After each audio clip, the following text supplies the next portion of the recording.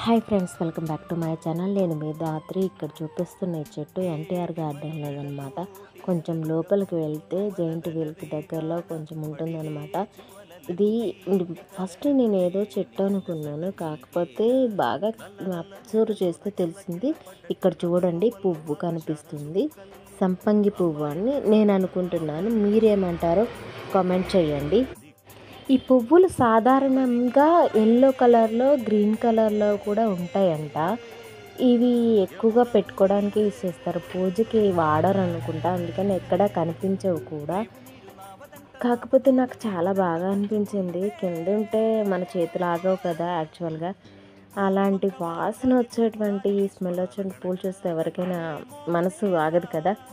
నేను కూడా కాకపోతే చాలా పైన ఉన్నాయన్నమాట, అందుకే వీడియో తీసాను. ఈ వీడియో మీకు నచ్చినట్లయితే లైక్ చేయడం మర్చిపోకండి. Thank you so much watching my video.